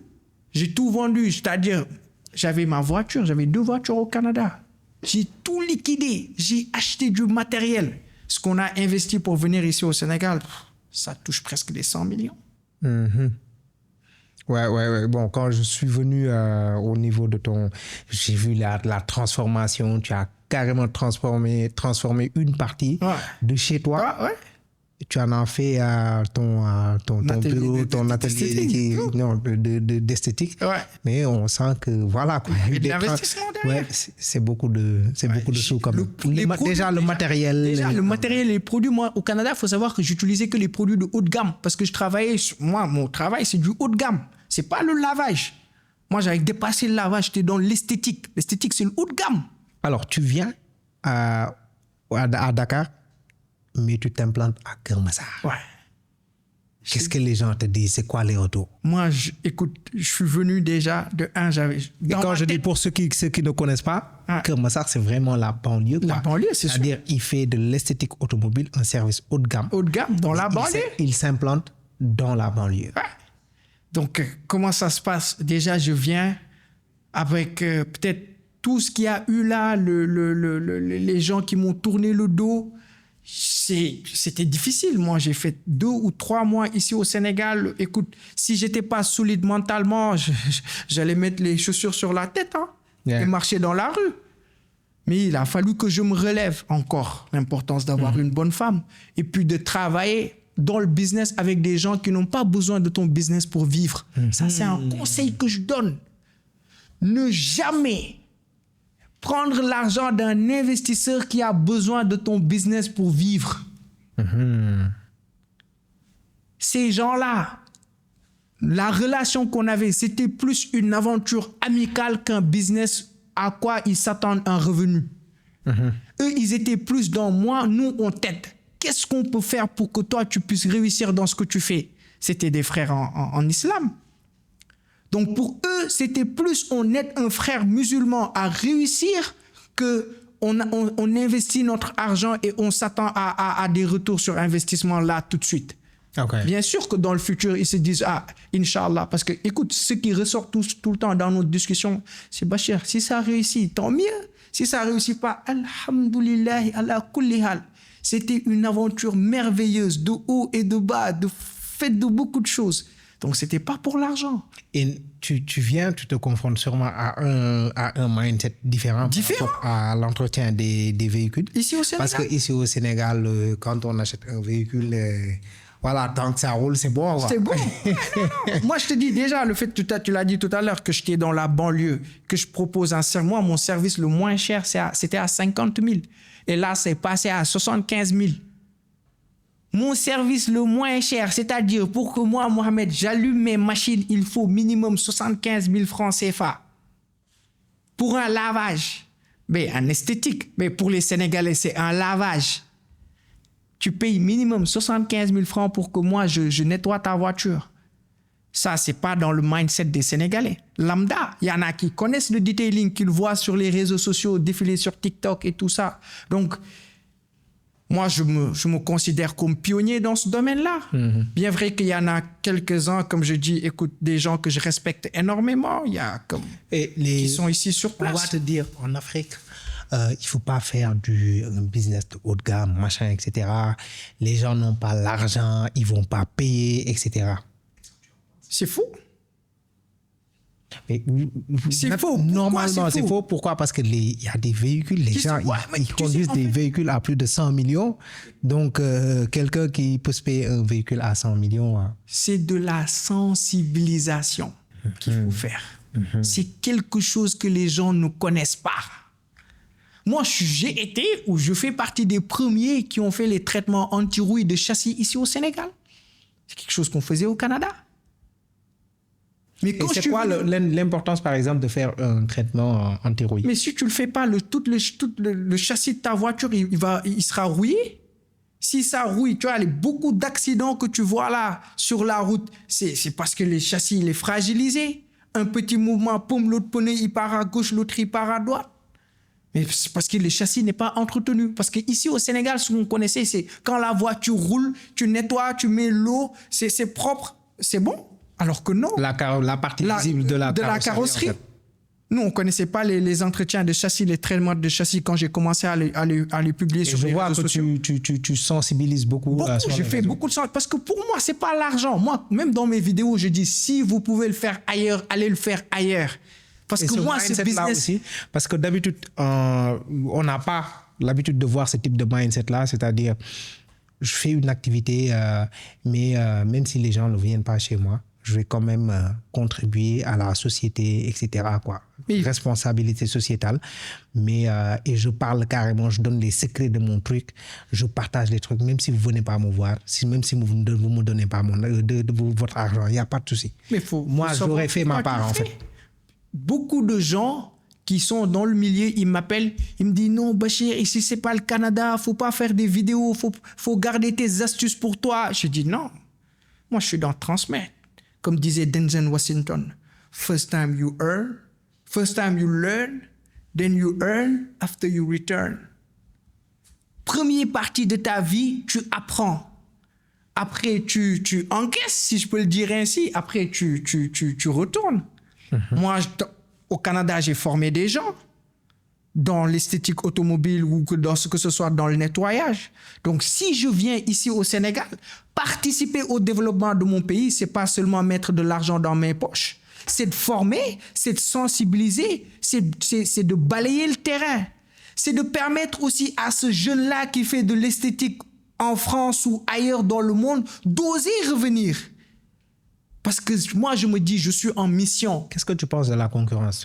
Par exemple, là, tu es en train d'encourager d'autres personnes à revenir. Ouais. Imagine, il y a d'autres gens, beaucoup de personnes qui viennent et qui font la même activité que toi. Qu'est-ce que tu penses de la concurrence? Ce sera une fierté pour moi. Tu sais, moi, je ne crois pas à la concurrence. Tu sais, moi, je crois au risque. Que ce que Allah a destiné que moi, je dois manger, il n'y a aucun être à la surface de la terre qui va faire que moi, je ne vais pas le manger. Le client que moi, je te dis, pas plus tard que hier, j'ai perdu, je parlais avec quelqu'un, c'était un deal presque à des millions. Finalement, pour quelque chose, il dit, finalement, je l'ai donné à quelqu'un, je l'ai donné à telle personne. J'ai dit, Allahumma barik, qu'Allah il le facilite. J'ai dit que moi je le fasse ou que lui il le fasse, c'est du pareil au même. Si lui il l'a fait, c'est que Allah Azza wa Jal il l'avait décrété. Si je le faisais, il se peut même que je meure en le faisant. C'était pas mon argent, je pouvais pas le manger. Impossible. Le gars il était wow. Mais toi le mindset que tu as, j'ai dit non. Moi pour moi que je sensibilise ou que je forme beaucoup de jeunes qui entrent dans ce métier-là, pour moi c'est un rêve. Est-ce que il y a des choses que tu as dû revoir dans ta manière de travailler pour adapter ton business, ton service à l'Afrique? Bien sûr. Beaucoup de choses. C'est deux mondes différents. Côté timing, le Sénégalais, c'est pas le Canadien. Le Canadien, c'est celui qui regarde le bus à 17h. Pile, le bus doit passer. À 17h59, il est devant l'arrêt. À 17h pile, il prend le bus, il part. Le Sénégalais, c'est je suis sur la route, j'arrive alors qu'il est dans son canapé. Il est dans la douche. Non, je suis au niveau du rond-point alors qu'il est chez lui. Donc, Donc, côté agenda, tu as une manière d'organiser son agenda quand on est en Afrique. C'est chaud. Surtout avec des partenaires. Si tu travailles avec d'autres gens, demain, le matin, le soir, l'après-midi, non, c'est-à-dire, il pleuvait, ma grand-mère, mon oncle, il a dit, je devais sortir. Demain, j'ai un baptême. Non, demain, j'ai un baptême, j'ai tourné à gauche, une vache m'est rentrée dedans. C'est des histoires à n'en plus finir. Et ça, moi, je connaissais pas ça. Moi, au Canada, c'est je te livre aujourd'hui, je te livre aujourd'hui. Je débarque avec mon véhicule, je t'amène mon véhicule demain à 13h, je suis là. Ouais. Ah ouais, mais tu prends un client qui te dit, moi, je te dis, écoute, moi, mon plus petit service, ça prend une journée. Moi, je suis pas carouèche. Non. Moi, je fais de l'esthétique. C'est de l'amour, c'est de l'attention, c'est du perfectionnisme. Je prends mon temps dans les coins, dans les recoins. Moi, quand ta voiture, elle sort de mon atelier, c'est spotless. Pour donner sens au nom de l'ambassadeur du Bahamas, il m'appelait The Spotless Guy. La personne qui, quand elle finit, la voiture spotless, tu n'as rien à dire, bouche bée, tout est clean. Mais ça me prend du temps. Moi, une voiture, ça me prend une journée. Je travaille une voiture à la fois. Je ne suis pas le gars qui va faire 10 voitures. C'est pour ça que mon service, il est cher. Cher, entre guillemets.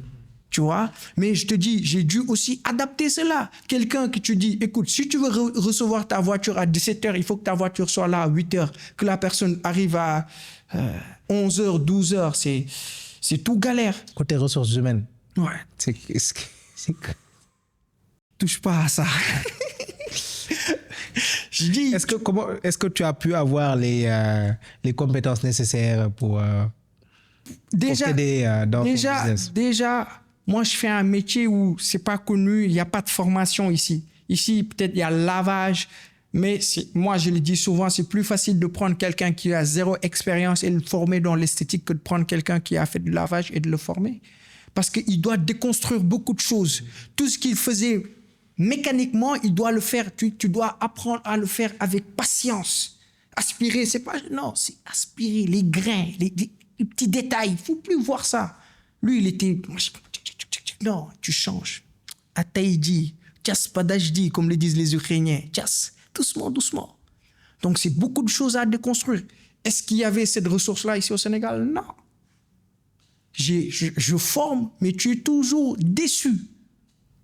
Moi, je te dis, Sénégal, parfois, je m'assois, je me dis, est-ce que les jeunes, ils savent ce qu'ils veulent?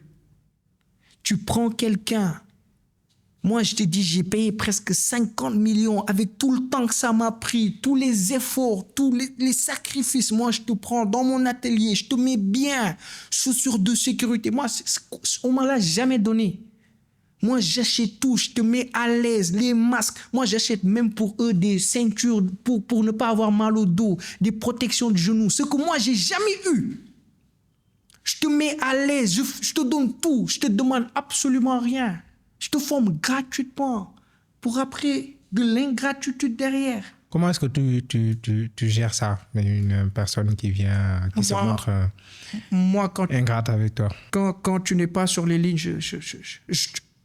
quand je te prends, je t'ouvre les portes, tu penses que moi, je suis le meilleur, on se connaît depuis 10 ans. Mais quand je vois que tu ne fites pas avec ce que je veux faire, je t'écarte. Je recrute facilement, je libère facilement. J'ai dû en libérer. Et puis, vraiment, pour quelqu'un aussi qui me seconde, j'en ai pas trouvé. Tu peux pas faire confiance. C'est difficile. Attention, je dis pas que tous les Sénégalais sont mauvais. Non. Mais c'est difficile de trouver ces gens-là qui ont cette rage de réussir. Et ces gens-là en qui tu peux avoir confiance. Et non, qui vont pas te trahir. Tu fais du car detailing. Est-ce que tu as pensé à mettre en place un service de formation? Bien sûr que moi, je le dis dans les vidéos, chaque jour. Tu sais, déjà, c'est quoi pour moi réussir? Si moi, j'impacte pas dans la vie de milliers de personnes, moi, j'ai échoué. Réussir pour moi, c'est pas de l'argent. Réussir pour moi, c'est transmettre. C'est former des centaines, si ce n'est des milliers de jeunes dans le domaine de l'esthétique et qu'eux, ils puissent faire de grandes choses. Mais moi, la formation, ça fait partie intégrante des choses pour lesquelles je suis revenu ici au Sénégal. Donc, je vais former. Donc là, il y avait une formation gratuite que je faisais. Ça, c'était pour les gens que j'allais recruter dans mon atelier. Mais je te dis, en termes de ressources humaines, c'est difficile. Écoute, je te dis, j'ai dû débaucher quelqu'un du Canada pour le faire revenir ici et le faire de lui mon bras droit. Parce que j'en trouvais pas ici au Sénégal. C'est-à-dire une personne avec qui on travaille, avec qui on est proche, une personne que je fais beaucoup confiance. Je connais la personne, je connais le religieux qu'il y a en lui, tu vois, le manque de sérieux, tu vois, travailleur. J'ai dit, viens, reviens ici au Sénégal, on va travailler ensemble. Est-ce que les résultats que tu espères avoir ou bien que tu espérais avoir, est-ce que tu es arrivé à ces résultats-là? Mais je te dis, actuellement, c'est tout galère, mais c'est le processus. C'est le processus de tout business. Est-ce qu'il t'arrive des moments où tu te dis, bon, est-ce que je vais pas tout lâcher et retourner au Canada? Tu sais, par moment, moi je mens pas, je vais pas dire que tu doutes. Non, tu doutes. Le doute, c'est humain. Parfois, tu t'assois, c'est chaud. Surtout au début. Moi, j'ai fait des mois, j'ai pas vu de clients. Après, je prenais une voiture, je faisais des vidéos, je postais, je commençais. Moi, j'ai fait toutes les rues de Keur Massar, hein. Papier à la main. Bonjour, je suis expert en esthétique automobile. J'étais au Canada. Je te dis des choses que j'ai faites moi. Je reviens ah, toi, tu reviens du Canada? Ah ouais, tu fais l'esthétique. T'es où? Keur Massar. Ah, Keur Massar. Non, je vais passer. J'ai commencé à faire ces choses-là. Moi, j'étais micro à la main sur une voiture. Assalamu alaikum Keur Massar, Regendef. Du nouveau. L'esthétique automobile. Des choses que vous ne savez pas, venu du Canada. Je suis derrière le Auchan de Keur Massar. J'ai fait ça, moi. Parce que c'était chaud. Mais je te dis, quand c'est difficile, mais moi, je me souviens de l'Ukraine. Aujourd'hui, je mange. L'Ukraine, parfois, j'avais pas de quoi manger. Donc, j'ai vécu quelque chose de beaucoup plus difficile que ce que je suis en train de vivre actuellement ici au Sénégal. Donc, je me dis, il y a moyen. Et je me souviens aussi de la prospérité qu'avait mon business au Canada et d'où j'ai débuté au Canada. J'ai débuté avec presque rien du tout. Mais de fil en aiguille, je me suis fait. Donc, je me dis qu'il y a moyen de faire quelque chose ici au Sénégal. Mais les débuts, c'est difficile, comme tout business. En business, on te dit, les premières années ou les 5 premières années, c'est les années tu cherches l'équilibre. Mais dès lors que tu trouves l'équilibre, tu cours. Ouais. Et ça, c'est valable pour tout business. Okay. Quand tu reviens ici en Afrique, il faut être prêt que tu ne vas pas revenir, ça sera rose. Combien de gens, ils sont revenus, ils ont fait quelques mois, ils sont repartis. Moi, je me connais. Ce que j'ai fait, c'est que j'ai fermé la porte du Canada. Je ne me suis pas donné une possibilité de retour au Canada. J'ai vu pas mal de gens qui ont tenté. Et quand ils ont tenté et que ce n'est pas passé, pour eux, la faute revient au marché. OK? Est-ce que pour toi, quand ça ne marche pas, c'est le marché ou bien c'est l'entrepreneur? C'est l'entrepreneur. Moi, je me dis, il faut savoir prendre ses responsabilités. Un entrepreneur, ce n'est pas quelqu'un qui pleurniche. Non, le Sénégal, non. Comment moi, je vais m'adapter à eux? Ce business-là, ce modèle-là que j'ai pris, il ne faut pas faire du copier-coller. Ça ne va pas marcher. Si tu copies, tu déposes, tu regardes, tu réadaptes, tu changes ceci, changes cela pour l'adapter au marché du Sénégal. Le Sénégal, c'est un autre monde. L'Afrique, c'est un autre monde. Tu ne vas pas venir et croire que ça a marché comme ça. Il faut étudier le Sénégalais, il faut étudier l'Africain. Le Canadien, c'est quelqu'un qui se lève. Oh ouais, c'est la fin de l'été là. Moi, je vais aller nettoyer mon char. Ah ouais, c'est la fin de l'hiver là. Moi, je vais aller nettoyer mon char. Ici, il n'y a pas ça. Peut-être il y a la saison des pluies, tout ça, mais c'est toi qui dois créer le besoin. Un entrepreneur, c'est pas facile. L'entrepreneuriat, c'est pas non, tu as une idée, tu viens, ça marche. C'est un éternel adaptation, réadaptation, modification, étudier, savoir le milieu dans lequel tu es. Moi, je discute beaucoup avec mes clients. Parfois, mes clients, ils me disent, Bachir, ceci, cela. Moi, pourquoi récemment, j'ai développé un service de pick-up and delivery service? Parce que parfois, il y a des clients de mes clients qui n'ont jamais posé les pieds à Kermassar. Je suis à Kermassar.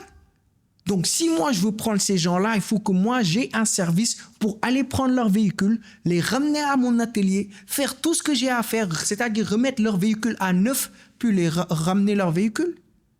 Mais ça, qu'est-ce qui m'a permis? C'est d'étudier le milieu, d'étudier le marché. Il faut que tu l'étudies. Un businessman, c'est... Moi, je dors pas. Parfois, on finit, les gens, ils rentrent. Moi, je suis dans mon bureau, je dors pas. Je réfléchis. C'est ça, un entrepreneur. C'est comment je vais faire pour attirer telle personne. Comment je vais faire pour rendre la vie facile à telle personne.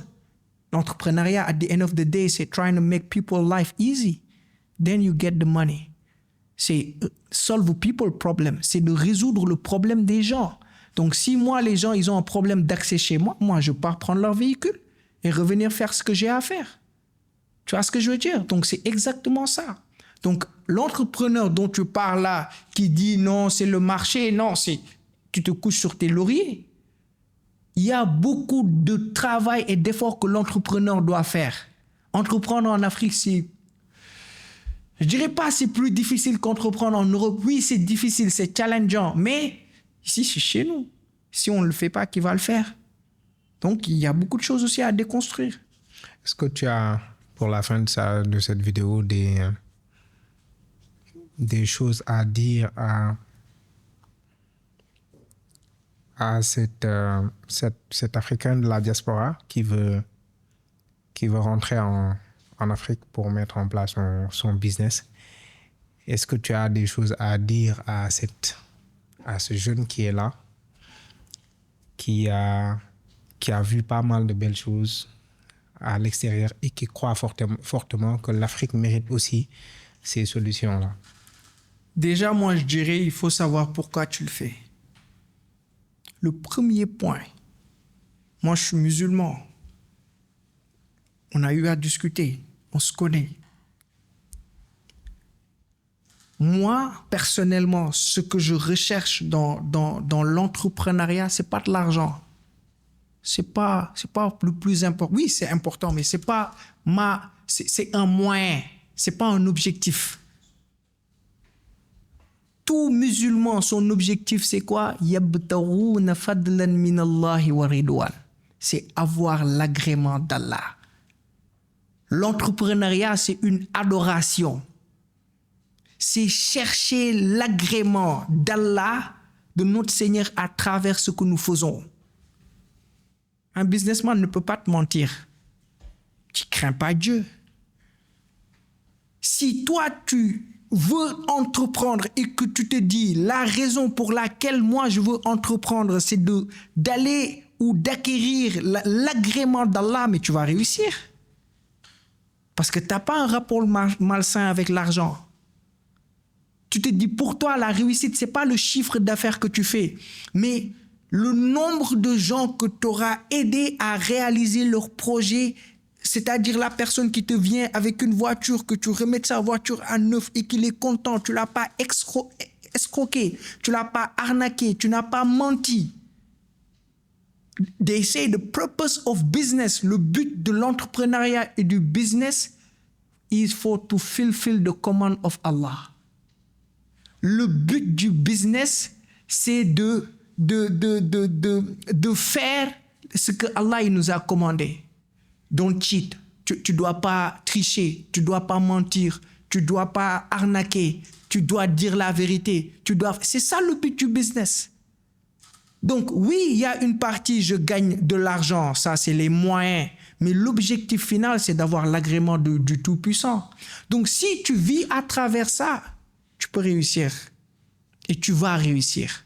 Donc, ce que je dis d'abord à cette personne qui veut entreprendre ici en Afrique, ou cet Africain qui est ici en Afrique, ou cette personne qui est en Europe qui veut revenir en Afrique, what's your why? Pourquoi tu le fais? Si c'est pour un but ultra lucratif, tu vas faire quelques mois au Sénégal, tu vas retourner. Sûr à 100%, tu vas pas durer. Parce que ça ne sera pas facile. Il faut que tu aies des motivations beaucoup plus profondes. Je veux résoudre le problème. Tu veux entreprendre dans l'immobilier. Je veux résoudre le problème des Sénégalais à trouver un logement. Je veux faciliter les logements aux Sénégalais. Je veux aider ce Sénégalais lambda à avoir un domicile. Mais ce n'est pas l'argent. Parce que si c'est l'argent, tu ne vas pas durer. Il faut que tu aies des motivations beaucoup plus profondes qui touchent la spiritualité de l'humain.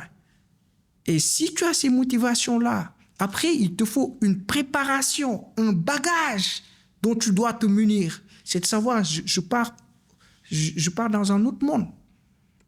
Pour le Sénégalais qui est là, il faut qu'il se dise dans sa tête, il faut que je sois à un tel niveau. Parce que pour proposer un service de haut de gamme, un service de luxe, il y a un minimum à préparer. Donc, si toi, tu ne peux pas te dire en tant que personne, je vais revenir investir en Afrique pour, faire ce que tout le monde fait. Il faut adapter, il faut changer, il faut beaucoup de choses. Donc, c'est possible de réussir en Afrique. C'est vraiment possible. Et la façon de réussir en Afrique, l'une des façons qu'on a évoquées, c'est de prendre un business qui réussit, qui marche en Europe, pas de le copier et de le coller en Afrique, mais de le copier et de le réadapter à notre marché. C'est d'abord d'étudier le marché, d'étudier le Sénégalais, d'étudier l'Africain, comment il fonctionne, de quoi il a besoin, quels sont les tenants et les aboutissants, comment adapter le business, comment le rendre plus facile et comment se faire payer. On est dans un continent où les gens, demain, après-demain, ceci, cela. Trop de laisser aller. Alors que business, c'est pas ça qui fait vivre le business. Le business, tu es intransigeant. Nous, on est en Afrique, tu développes un business. Non, je te connais, je connais ton père, je veux une réduction. Ça marche pas comme ça. Mais il faut que tu sois aussi sadique. Il faut que tu apprennes à être sadique. Même mon père, il veut un service de nettoyage, il paye. Tu vois, même mon père à moi, il veut un service de nettoyage, il paye. Il faut que tu sois intransigeant pour réussir. On le dit souvent, ceux qui réussissent ici en Afrique, c'est les gens, lui, il épingle, lui, il l'offre pas, lui, il est sadique. C'est eux qui réussissent ici en Afrique. Mais comme on dit, trop gentil, trop bon, trop con. Ici en Afrique, quand t'es la personne, non, il n'y a pas de problème. Non, ton business, il s'écroule facilement. Ouais. Mais comme je dis encore, il faut avoir des motivations profondes et savoir pourquoi tu le fais. Et y aller avec une intention saine. Innama a'malu binniyat. Ces choses du prophète alayhi salatu wassalam, ce hadith, quand il le dit, les gens ils disent juste non, tout c'est partir de l'intention. Non, qu'est-ce que ça signifie profondément? C'est pour que tu réussisses ou que tu ne réussisses pas, que tu réussisses rapidement ou que tu réussisses dans 10 ans, qu'il y ait du baraka ou qu'il n'y ait pas du baraka, que tout ton business puisse fleurir ou ne pas fleurir, tout dépend de ton intention de base. C'est ça que ça signifie. Donc, il faut des motivations beaucoup plus profondes que l'argent. Oui, il y a le côté de l'argent, mais encore une fois de plus, l'argent, c'est un moyen, c'est pas un objectif pour moi. Parce que pour moi, gagner de l'argent, c'est encore investir beaucoup plus, c'est aider beaucoup plus de jeunes, c'est former beaucoup plus de jeunes pour qu'ensemble, on puisse développer notre Sénégal. Parce que c'est à nous de le développer. Comme je te dis, moi, j'adore, j'ai beaucoup suivi la philosophie de Ousmane Sonko et de Diomaye, mais moi, pourquoi je suis revenu? Je dis, c'est à moi de les aider, c'est pas à eux de m'aider. Moi, j'attends rien d'eux. Rien du tout. Quand je suis venu, les gens ils m'ont dit, toi, avec ce que tu as fait, si tu pars demander les marchés, j'ai dit non, moi je suis pas dans ça. Je vais me faire ici au Sénégal. C'est à moi de les aider. C'est pas à Ousmane Sonko ou au président Bassirou Diomaye Faye de m'aider. C'est à moi, c'est à nous, c'est toi, moi, lui, l'autre. C'est nous, on va développer le Sénégal. Parce que nous sommes des Sénégalais. We are African and it's our duty to build this continent. C'est nous, on va faire développer ce continent-là. Mais eux, ils sont là pour créer le cadre.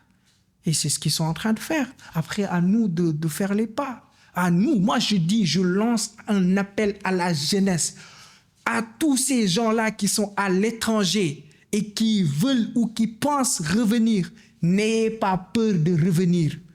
Revenez et battons ensemble l'avenir du Sénégal, c'est-à-dire l'avenir de l'Afrique. C'est possible. tu vois. Et moi, je lance aussi un appel à la jeunesse. Allez vous former. Tu sais, moi, il y a beaucoup de choses aujourd'hui avec du recul, les longues études universitaires. Oui, c'est bon. On est dans un monde où aujourd'hui, c'est l'entrepreneuriat qui marche. L'entrepreneuriat. C'est pas celui qui a eu, écoute, je veux pas citer, mais c'est pas celui qui a eu un master en relations internationales pour aller faire quoi? Les grosses boîtes ne recrutent plus. Aujourd'hui, même au Canada, les personnes les mieux payées, c'est les plombiers, c'est les électriciens, c'est eux. Et c'est là où va le monde. Les techniciens, avec l'avènement de l'intelligence artificielle, combien de jobs ils vont sauter? Beaucoup. Donc, il faut que les gens ils se forment au métier manuel. Puis, avec ces métiers-là, facilement, tu entreprends. Imagine-toi le jeune qui a fait une formation de mécanique, 6 mois ou 1 an, qui sort. Il s'achète son clé à outils, ses boîtes à outils, il lance sur les réseaux sociaux, vidange à domicile. Il vient chez toi, il soulève ta voiture, il vide, tu le payes. Simple investissement. Comparé au jeune qui a fait relations internationales ou commerce international pour aller faire gérer quoi? Non. On est dans un monde où c'est un monde pratique, un monde dynamique. Il faut que les jeunes, où que vous puissiez être, allez vous former. Allez faire de la formation pratique. L'agriculture, il y a des formations de 1 an, 2 mois. Tu vois, ces choses-là que les gens, ils disent, ah, non, moi, je touche pas à ça. C'est trop salissant. C'est là où il y a les sous.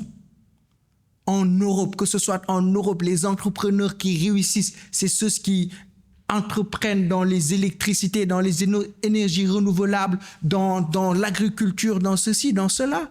Et c'est là où va se tourner l'Afrique. Hein? Great. Et en tout cas, merci beaucoup pour ta générosité. Tu nous as beaucoup partagé et pour ton temps. On s'est connus il n'y a pas longtemps et au cours de la discussion, j'ai découvert une personne riche. Je dis une personne riche. Ce n'est pas une personne qui distribue des billets de banque, mais c'est une personne qui distribue des billets d'expérience et d'expertise et beaucoup de bonnes choses. Et je me suis dit qu'il fallait forcément t'avoir parce que les gens, la jeunesse mérite d'écouter le message que tu as passé et je pense qu'aujourd'hui, on en a eu pour notre compte. Donc, je te remercie encore d'être passé sur Business Expertise. En tout cas, franchement, pour moi, tout le plaisir est pour moi. Franchement, c'est de voir un jeune. Moi, je t'ai suivi sur les réseaux sociaux depuis le Canada. J'apprécie énormément ce que tu es en train de faire. Je te taquinais la fois passée pour te dire, j'avais même envoyé à l'époque une de tes vidéos à ma femme. Tu vois ce que je veux dire ou pas? Parce que tu es une personne que j'apprécie beaucoup et j'estime beaucoup. Personnellement, on a eu à passer des heures à discuter. Franchement, on se retrouve sur beaucoup de choses, sur le don de soi, sur vraiment comment faire pour aider cette jeunesse, tu vois. Pour moi, c'est une aubaine de venir servir cette noble cause que tu défends. Aujourd'hui, cette business expertise, tu le fais pas pour toi, mais tu le fais pour peut-être ces personnes qui nous suivent sur les réseaux sociaux. Donc, franchement, moi, je te dis, keep going, c'est que ce soit moi, peu importe tout ce que tu penses qu'on peut faire pour ce projet-là, franchement, on est là-dedans. Puis, we have to give back. We have to give back to the youth. On se doit de donner beaucoup pour cette jeunesse, puis de les encadrer. Et tu fais un excellent travail. Franchement, moi, j'applaudis et je te dis félicitations et continue dans cette lancée. Et tu feras de grandes choses dans ce pays. Et on fera de grandes choses dans ce pays. Donc, vive le Sénégal, comme they say. Et puis, vive l'Afrique. Ouais, merci. Merci. Et, à une prochaine épisode. À la prochaine. Allez, merci. Bye bye. Pour que nous puissions continuer à te donner gratuitement encore plus de ressources qui transforment ta vie, nous avons besoin de ta force. Il suffit juste de cliquer sur le bouton s'abonner. Merci de faire partie de ce mouvement de changemakers qui font bouger l'Afrique.